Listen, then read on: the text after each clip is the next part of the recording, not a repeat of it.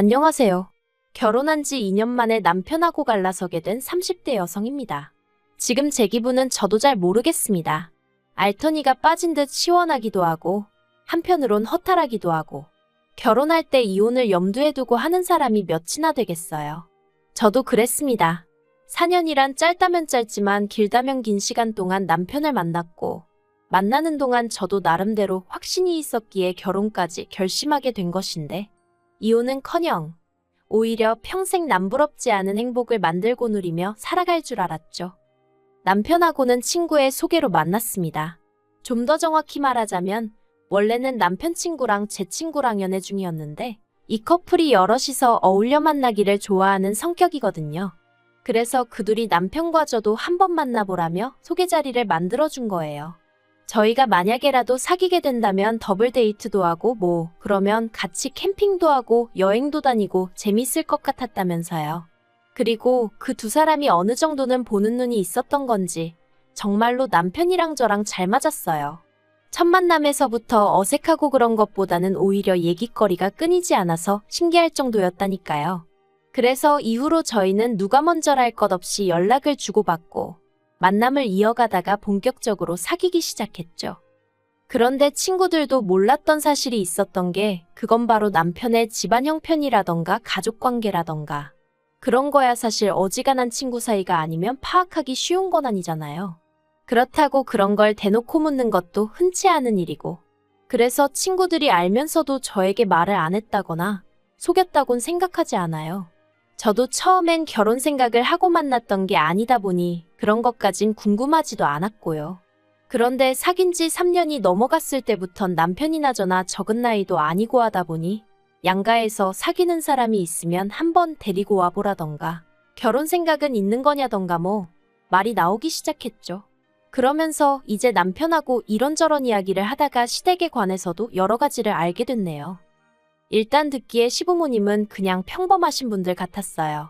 아버님은 50대 중반이 되셨을 무렵 건강상의 문제로 다니던 회사를 나오셨고 이후로는 그냥 무리하지 않는 선에서 지인분 사무실에 나가고 계신다 했죠. 어머님은 평생 전업주부로 사셨고요. 남편은 그런 시부모님께 유난히 잘하려고 드는 아들도 아니었고 그렇다고 저희가 연애를 하는 동안 두 분한테 자주 연락이 온다던가 그런 것도 없었습니다. 그래서 솔직히 남편과 시부모님의 관계라던가 그런 부분에 있어서는 별 걱정은 하지 않았네요. 그리고 좀 조심스러웠지만 남편에게 시부모님의 노후는 준비가 되어 있는지 묻기도 했었는데 그래도 회사 생활을 꽤 오래 하셨으니까 연금 나올 것도 있고 그렇다며 걱정하지 말라고 하더라고요. 결혼할 때 집은 못 해주셔도 어느 정도 도와주실 거라 하셨다면서요. 그래서 내심 안도했었죠. 그런데 막상 상견례까지 마치고 본격적으로 결혼 준비를 시작하고 나니까 여러 가지가 남편의 말과는 달랐습니다. 특히나 어느 정도 도와주실 거라던 그 부분은 남편은 자기도 전혀 몰랐다 상상도 못했다 했는데 시부모님이 모아두신 돈이 하나도 없다고 하시는 거예요. 오히려 살고 계신 집을 담보로 받은 대출까지 있어서 그거나 다 갚고 죽을 수 있을지 모르겠다 하시면서 그 얘기가 나왔던 게 상견례 마치고 일주일도 안 되었을 때였거든요. 결혼 관련해서 이야기 좀 하자 하셔서 남편하고 시댁을 찾았던 자리였고요.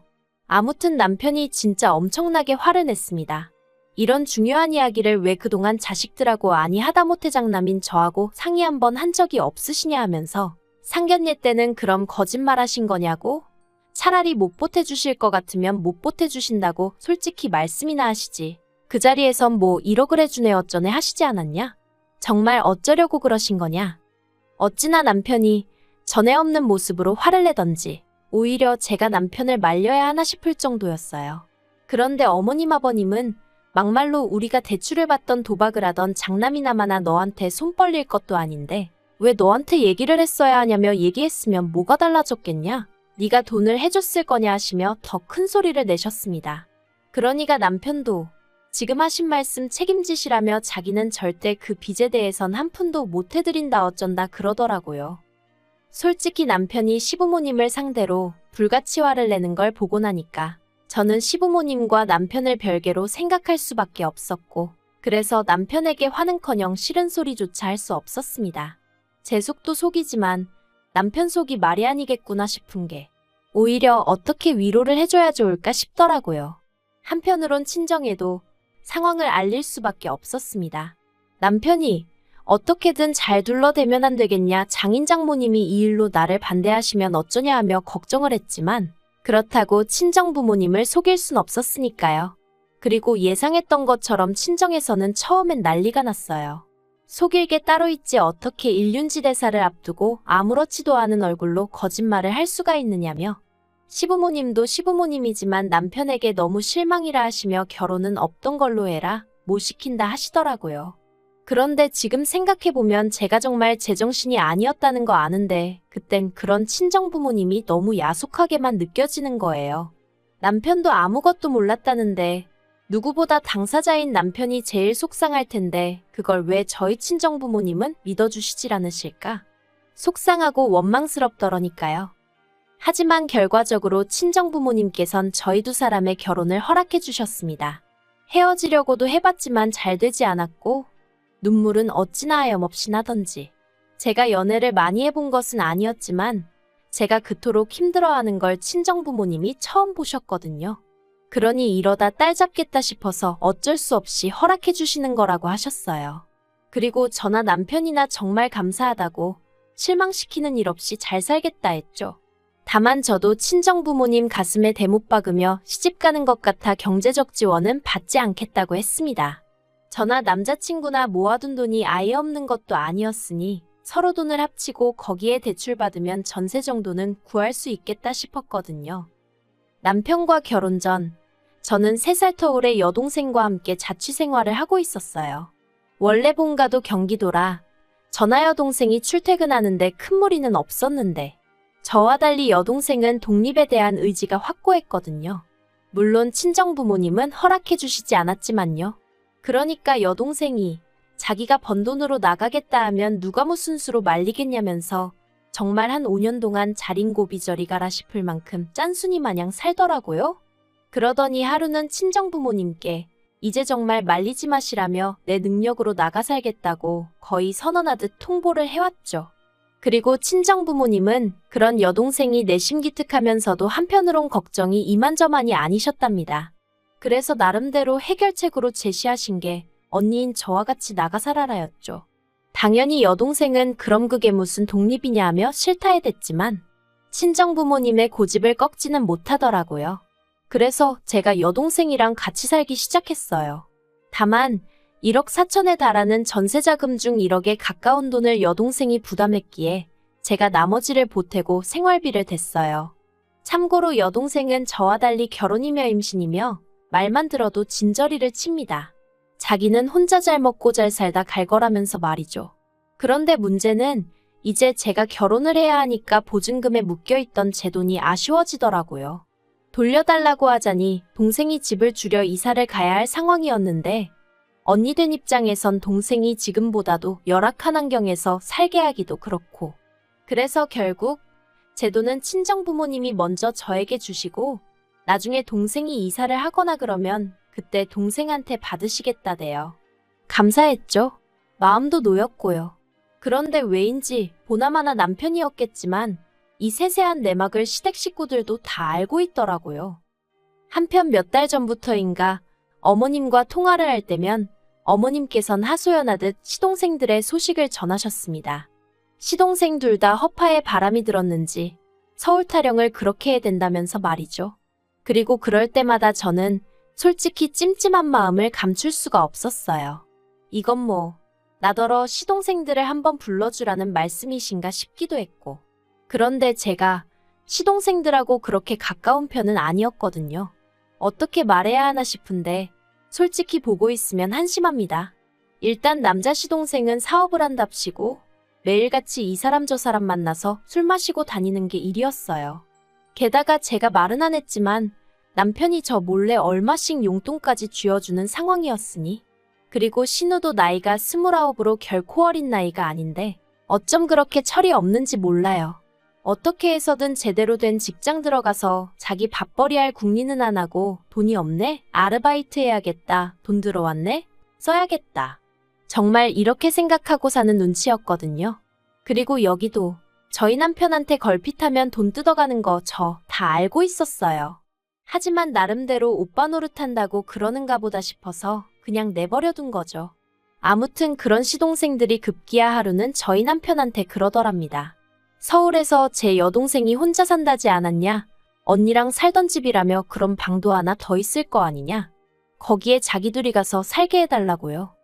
저는 처음에 남편이 그 이야기를 하는데 이게 무슨 미친 헛소린가 싶었어요. 내가 뭘 잘못 들었나 싶기도 하고 그걸 말이라고 전하고 있는 남편도 어이가 없었죠. 시동생들이야 워낙 철딱서니가 없고 그걸 전한 남편이 모르는 것도 아니니 남편 선에서 말 같지 않으면 잘라내고 말아야지. 그걸 뭐 한다고 나한테 전하냐고요. 그래서 제가 남편한테 말이 된다고 생각하냐고 짜증을 냈어요. 그랬더니 남편도 말 안 되는 건 아는데 그래도 시동생들이 말이라도 한번 해보라고 혹시 형수가 이해해줄지도 모르지 않냐면서 조르길래 그래서 해본 소리랍니다. 신경 쓰지 말라나요. 그런데 저희 시부모님, 특히나 어머님 반응이 어이가 없었어요. 저한테는 애들이 서울 가고 싶어서 환장을 해서 저런다며 미안하다 하시면서도 당신 팔자가 사나워서 그렇다며 언제까지 저 혹덩어리들을 달고 살아야 하는지 모르겠다. 그리고는 저더러 네 동생은 엄청나게 야무진가 보다면서 그런 사람하고 한 집에서 살면 시동생들도 뭐 좀 배우는 게 있지 않겠냐 하시는데 이건 뭐 어거지로 들이대시는 것보다 더 부담스럽고 더 짜증나대요. 물론 저는 확실하게 안 된다고 말씀은 드렸지만요. 그리고 이 정도 거절했으면 다들 성인이니 제 말이 무슨 말인지 알아들었을 거라고 생각했는데 어이없게도 저희 남편이 글쎄 제 동생에게 직접 전화를 걸었답니다. 저는 이마저도 여동생한테 들어서 알았어요. 여동생이 한다는 말이 자기도 말을 해야 하나 말아야 하나 고민하다 이야기하는 거라면서 저희 남편이 그러더랍니다. 어려운 부탁인 거 알지만 자기 동생들이라면서 자기를 믿고 단 1년만이라도 같이 살게 허락해주면 안 되겠냐고요. 그래서 제 여동생이 형부 동생들이라고 해도 나한테는 남이다. 형부가 이런 부탁을 한다는 것 자체가 이해가 안 된다 했답니다. 그런데 저희 남편이 제 동생더러 그러더래요. 남이라니 서운하다. 나는 처제를 친동생이나 다름없다고 생각했다. 그리고 어차피 처제는 아침에 출근했다 저녁 늦게 나야 집에 오고 그럼 대낮엔 빈집이나 마찬가지인데 서로 마주할 만한 시간도 없을 거다. 저희 남편이 어찌나 억지를 쓰던지 결국 듣다 못한 제 여동생이 저희 남편더러 형부 이러시는 거 너무 불편하니까 앞으로 이런 이야기 하실 거면 연락하지 말라고 그랬답니다.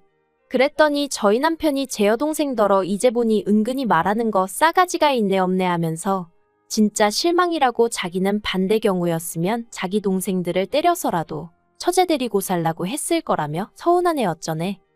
이 이야기를 전하는 내내 저는 비록 전화기 너머로 동생의 얼굴은 볼 수 없었지만 동생이 얼마나 화가 났을지 어이가 없었을지 오롯이 느낄 수 있었고 그럴수록 저는 동생 볼낯이 없다는 생각에 화끈거리고 온몸이 부들부들 떨리기까지 했어요.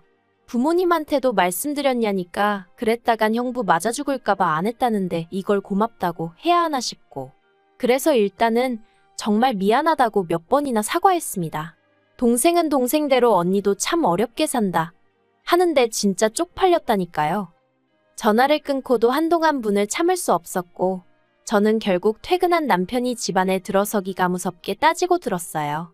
내 동생한테 전화했냐고 전화해서 정말 시동생들하고 같이 살아달라 어째달라 그딴 소리를 했느냐 했죠. 그랬더니 저희 남편이 처제는 그걸 촉새처럼 당신한테 일렀냐면서 한다는 소리가 당신이 처제를 걱정하듯이 나도 내 동생들이니까 안쓰러워서 부탁 좀 한 거라며 어차피 들어주지도 않는다는데 왜 이를 키우냐입니다. 그러면서 저나 제 동생이나 진짜 매정하다면서 어떻게 가족 간의 선을 딱딱 긋냐 불편해서 보고 살겠냐 하는데 정말 미안한 마음이라곤 눈꽃만큼도 없구나 싶은 게 그래서 남편한테 정말 실망이라 했습니다. 나는 시동생들만 멍청하고 생각이 짧은 줄 알았는데 피는 못 속인다더니 당신도 시동생들하고 별반 다르게 없다고 핏줄이 무섭긴 하다면서 저도 막 내뱉어버렸죠. 막말로 남편 싸대기 안 날린 게 어딘가요? 남편은 제가 자기뿐만 아니라 자기 동생들까지 욕을 했다면서 그리고 핏줄을 운운하고 그런 건 시부모님을 욕한 거나 마찬가지라면서 저더러 무조건 사과하랍니다. 열받아도 사람이 할 말이 있고 하지 말아야 할 말이 있는데 제가 선을 넘었다면서 사과하래요. 그리고 이참에 처제한테도 입 조심하고 살라고 그러다 한번 된통 얻어 터진다고 말하라는데 꼭 제 귀에는 이게 남편이 언제 한번 제 동생을 때리기라도 하겠다며 선전포고를 하는 것처럼 들렸습니다. 이러니 상황이 점점 더 나빠졌지. 좋아질 수가 있었겠어요? 결국 제 입에서 먼저 이혼 소리가 나왔죠. 남편하고는 뭐 공동재산이랄 것도 없었고 그나마 있는 건 전세보증금이 다였는데 그것도 타이밍이 좋았다고 해야 하나 재계약을 한 해 만에 얘기가 나오던 딱 그때였거든요. 그래서 재계약 안 한다 하고 보증금 돌려받아 자기가 해온 만큼 딱딱 나눴습니다. 그리고 이 정도로 일이 진행되고 나서야 친정부모님께도 이혼하기로 했다 하니까 친정아버지는 착잡하신 표정으로 별 말씀은 안 하시대요. 친정어머니께서는 지금이라도 잘 생각했다 하시며 괜찮다고 절 위로해 주셨는데 솔직히 위로받을 만큼 뭐 가슴이 아프고 그런 것도 없었어요. 여동생은 혹시 자기 때문에 언니가 이혼한 거냐며 제 앞에서 엉엉 울었는데 절대 그런 거 아니니까 걱정하지 말라고 했죠. 사실 제가 이렇게 간추려서 써서 그렇지 난리도 아니었습니다. 남편 쪽에서도 가만히 있지 않았거든요. 시부모님께서 당신들이 대신 사과할 테니 저더러 한 번만 그냥 넘어가자며 절 붙잡으셨는데 제가 안 잡히니까 이후론 시동생들을 보내셨는데 시동생들은 사과는커녕 자기들은 제가 친언니 친누나 같아서 그랬던 거라며 자기들도 서운하네 어쩌네. 여전히 생각이란 걸 안 하는구나 싶더라니까요. 남편은 말해 뭐해요. 했던 소리 또 하고 또 하고 미안하다고 하면서도 근데 어쩌고 저쩌고 내 입장이 어쩌고 저쩌고 어찌나 듣기도 싫던지. 그렇게 애틋하면 지가 지능력 되는 대로 방구해서 동생들 옆구리에 끼고 살던가. 아무튼 비록 이혼 엿딱지를 달게 되었지만 후회는 없네요.